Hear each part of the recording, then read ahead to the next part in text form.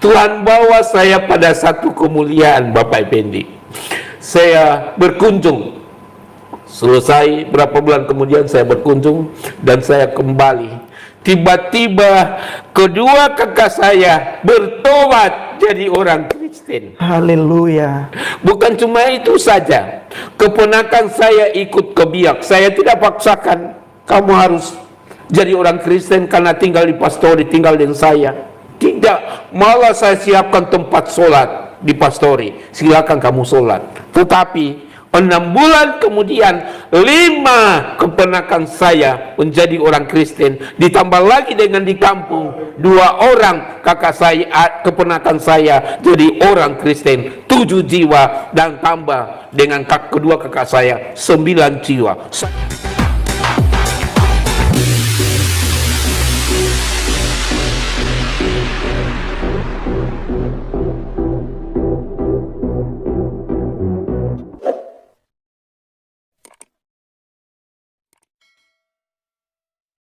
Haleluya, haleluya. Salam teman-teman sekalian, berjumpa kembali dengan saya Arif Gule di channel TV Laskar Kristus ini. Pada kesempatan kali ini kita akan mendengarkan satu kesaksian yang hebat lagi dari Pak Stefanus ya. Itu nama baptisnya teman-teman. Dia tadinya adalah orang Muslim dan masuk ke agama Kristen ya. Dan pengalaman hidupnya itu sangat memberkati sekali, di mana kedua orang tuanya dia meninggal tanpa dia bisa hadir ya, karena terbentur karena jarak mereka yang juga cukup jauh ya. Tetapi teman-teman sekalian, dalam kesedihannya ya, kalau kemarin kita dengarkan kesaksiannya bahwa dia disiksa oleh bapaknya, mamanya, saudaranya, dan diusir dari rumah, hingga dia mengambil komitmen ya untuk menjadi hamba Tuhan melalui sekolah teologi ya teman-teman sekalian. Dan puji Tuhan, dia menjadi seorang gembala dan melayani saat ini.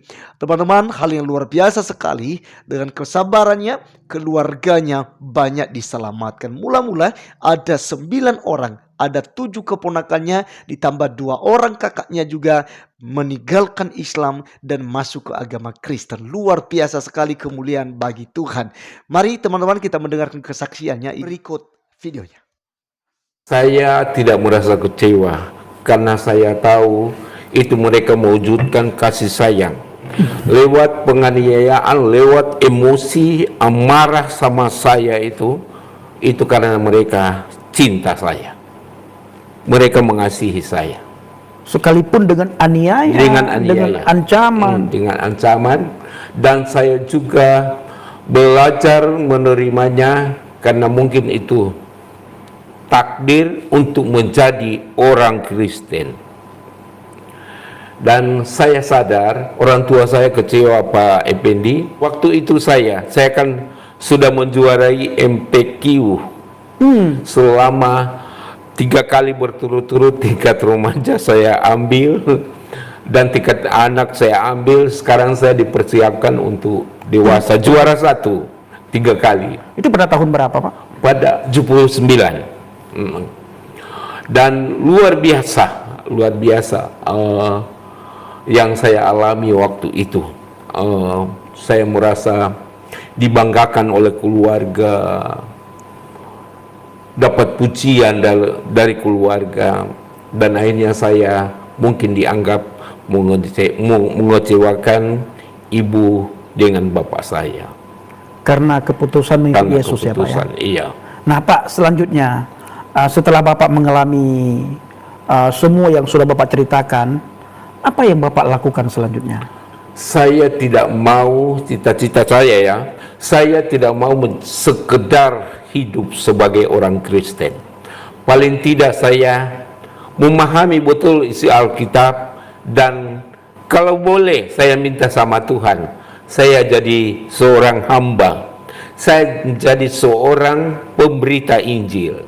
Dan puji Tuhan, pada tahun 85-86, 6 bulan setelah itu saya masuk pendidikan Sekolah Tinggi Alkitab STA Air Madidi.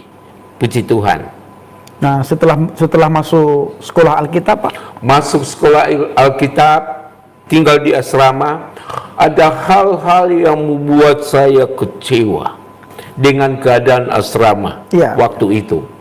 Saya pikir orang-orang di sekolah Alkitab itu orang-orang sudah bertobat, tidak ambil odol, tidak ambil pakaian dalam orang lain. Ternyata saya kecewa, cukup kecewa. Mulai terlintas dalam bayangan saya hidup lama saya yang tidak diajar demikian. Saya kecewa waktu itu. Dan ada hal-hal juga yang kecil yang membuat saya gimana ya? Saya mengingat, mohon maaf, meja orang tua saya, meja makan orang tua saya sekarang berlainan dengan meja makan di asrama. Satu ikan julung harus bagian dari 4 orang punya, itu dibagi-bagi. Satu ikan julung, ikan roa dibagi jadi 4, Pak. Itu makanan bersama sayur sawi. Dan ada teman-teman yang masih punya orang tua, yang punya sponsor sekolah Alkitab. Mereka dikunjungi dengan makanan-makanan yang enak-enak. Di waktu malam mereka makan, baunya makanan itu saya hirup, tapi saya pura-pura tidur karena saya tidak diajak makan. Haleluya, puji Tuhan. Saya tahan rasa lapar, rasa ingin, dan saya berpikir ini satu proses untuk keinginan daging. Puji Tuhan. Dan mulai saya meloloskan diri dari keinginan itu, menikmati apa yang ada karena saya sadar dibuang oleh orang tua. Haleluya. Setelah itu Pak, di saat lulus sekolah Alkitab, pelayanan pertama yang Bapak lakukan kemana Pak? Pelayanan pertama yang saya lakukan di Ranomea, Amurang, di bawah pimpinan Ibu Kesek Repi. Masih tetap saya di Repi, tidak dibuang oleh Repi, keluarga Repi. Pekerjaan yang pertama saya lakukan adalah cuci WC. Wow, di mana Pak? Cuci WC, hal yang tidak pernah saya kerjakan di rumah saya dulu sendiri. Tidak pernah. Tapi puji Tuhan, saya mampu lakukan itu karena saya mau menjadi seorang dulos, yongos, jadi hamba Tuhan. Amin. Haleluya. Kemudian masuk kelas 2, saya sempat ke Jawa Timur, Pujer, Bondowoso. Dan kemudian saya tingkat 3, tingkat 4, saya kembali ke Manado dan saya menamatkan S1. Setelah S1, saya ditempatkan untuk menjadi guru sekolah Alkitab di Biak, Papua. Bukan ditempatkan, saya minta supaya saya sekedar bukan berada di sana, tetapi pertama tujuan saya mau rindu melayani orang-orang Papua di pedalaman. Kedua, saya menghindar dari orang tua saya, kaum keluarga saya. Saya rindu pergi jauh dari lingkaran orang tua dan kaum keluarga saya. Kemudian Pak Effendi, saya berdoa supaya saya rindu berdamai dengan keluarga. Lewat telepon, sering saya telepon ke rumah, saya tanyakan keadaan papi, keadaan mami. Mereka baik-baik, tapi mami sedang sakit-sakitan karena mengingat saya. Saya berdoa terus-menerus dan saya kabarkan saya mau pergi melihat orang tua. Saya ditolak, masih ditolak. Jadi doa saya, 1 tahun Tuhan belum jawab, 5 tahun Tuhan belum jawab, 10 tahun Tuhan belum jawab, 15 tahun Tuhan belum jawab. Doa saya Tuhan jawab dalam rangka 18 tahun baru Tuhan jawab untuk jumpa dengan orang tua saya. Selama 18 tahun Pak? 18 tahun. Berarti selama 18 tahun Bapak tidak bertemu dengan orang tua? Tidak sama sekali. Saya berada di Papua. Saya melayani orang-orang AIDS, saya melayani orang tunanetra, saya melayani di lembaga. Kemudian saya ditempatkan juga di suatu desa, saya menjadi gembala sidang. Haleluya. Saya ingat Pak, bagaimana perasaan Bapak waktu itu selama 18 tahun menunggu untuk kerinduan bertemu dengan orang tua. Apa yang Bapak alami itu saya tidak bisa bayangkan karena saya baru 6 tahun, Pak. 6 tahun bagi saya tidak bertemu dengan mama itu membuat itu seperti rasanya seperti 60 tahun. Saya sering menangis, saya sering sekali meratap, sedih. Bahkan pernah saya teriak karena tidak tahan untuk bertemu dengan orang tua, Pak, tapi nggak bisa bertemu. Saya percaya Bapak 18 tahun. Saya percaya kisah para rasul berkata satu orang bertobat, seluruh isi rumahnya akan diselamatkan. Dan suatu saat saya pasti bisa bertemu dengan mama saya yang ada di Aceh. Nah, kemudian saya setelah bertemu, saya berdoa dan saya katakan saya sudah jadi seorang pendeta.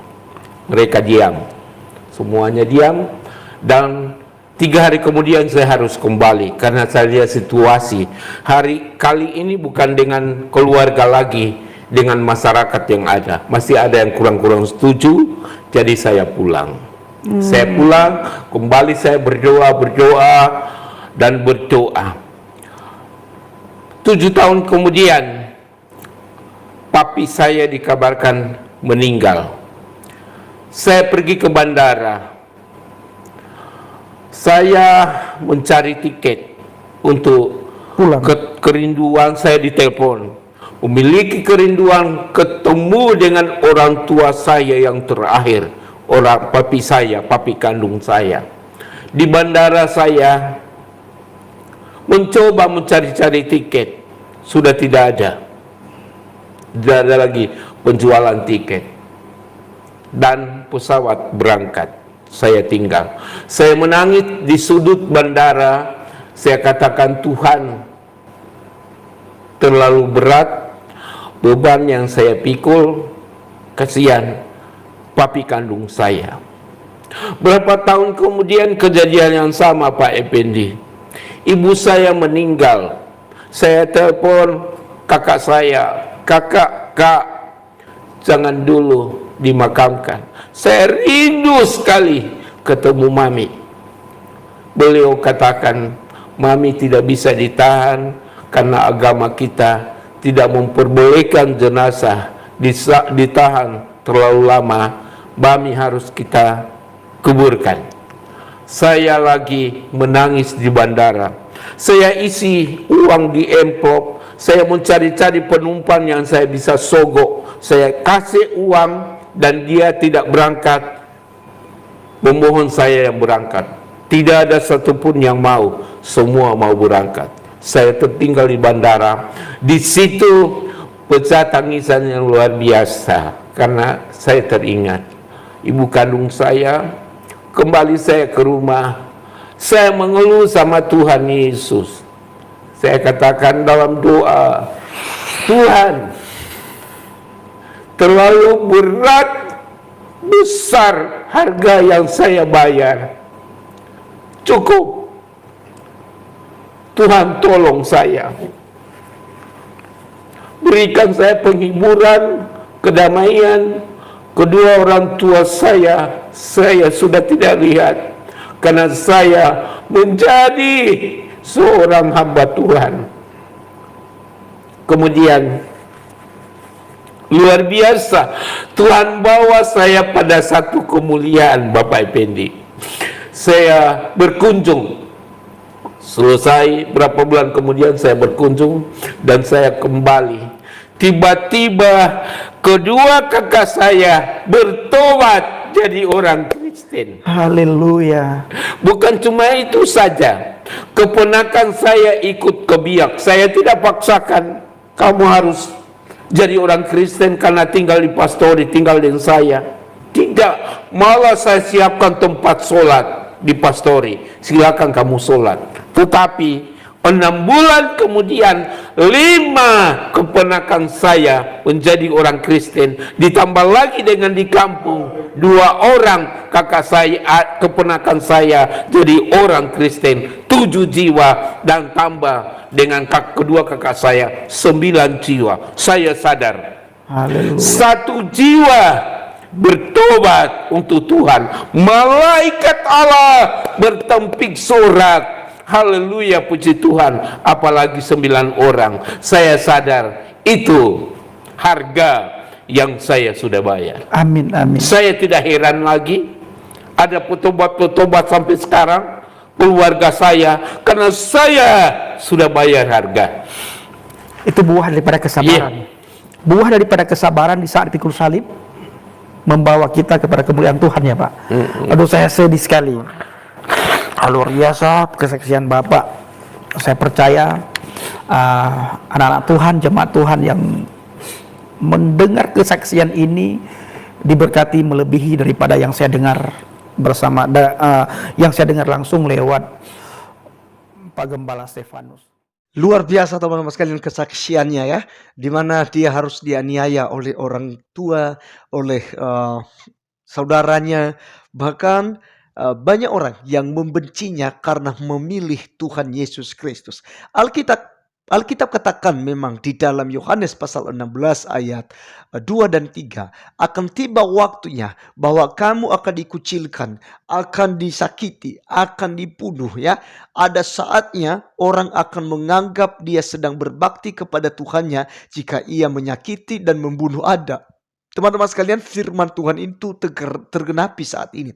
Ada banyak sekali merasa diri beragama ya, yang memeluk agama tertentu, dan mereka katakan bahwasanya membunuh orang yang sudah murtad itu halal, dan juga membunuh orang-orang Kristen yang menutup gereja dan melakukan segala sesuatunya untuk membela Tuhan dan nabinya itu juga perbuatan yang dibenarkan oleh Tuhan dan sangat mulia dalam ajaran mereka. Teman-teman sekalian, Alkitab juga katakan dalam Kisah Para Rasul 16 ayat 31, dikatakan, jawab mereka, percayalah kepada Tuhan Yesus Kristus dan engkau akan selamat, engkau dan seisi rumahmu. Teman-teman sekalian, ini perkataan daripada Rasul Paulus sendiri dan Silas ketika kepala penjara menanyakan kepada mereka apa yang dia lakukan supaya dia selamat. Dan Alkitab menerangkan firman Tuhan disampaikan oleh Rasul Paulus, percayalah kepada Tuhan Yesus Kristus dan engkau akan selamat, engkau dan seisi rumahmu. Jadi teman-teman sekalian, kalau Pak Stefanus bisa menyelamatkan keluarganya, itu semua karena cara Tuhan dan juga kesabarannya untuk menghadapi saudara-saudaranya yang tentu saja juga keponakan yang tinggal kepadanya. Ya teman-teman sekalian, dia sabar untuk membuktikan bahwa jalan yang dia pilih, Tuhan yang dipilihnya yaitu Yesus Kristus, itu bukan Tuhan yang mati, tapi Tuhan yang hidup, yang memberkati dan menyelamatkan setiap orang yang percaya kepadanya. Teman-teman sekalian, makanya jangan tunda, jangan tahan niat Anda untuk masuk Kristen. Jika Anda sudah punya ancang-ancang, punya program, punya rencana untuk pindah dari agamamu masuk ke agama Kristen yang menurut Anda benar, maka jangan tahan niatmu itu. Ambil keputusan segera, karena itu lebih baik, lebih cepat, lebih baik. Hanya Yesus Kristus jalan menuju ke sorga. Yesus katakan, akulah jalan, kebenaran dan hidup. Tidak seorang pun yang datang kepada Bapa kalau tidak melalui aku. Melalui Tuhan Yesus Kristus Anda akan masuk sorga. Melalui Tuhan Yesus Kristus Anda akan memperoleh kebahagiaan. Puji Tuhan teman-teman sekalian, kiranya video kali ini boleh menjadi berkat buat kita. Sampai ketemu di video saya selanjutnya. Tuhan Yesus memberkati kita. Salam.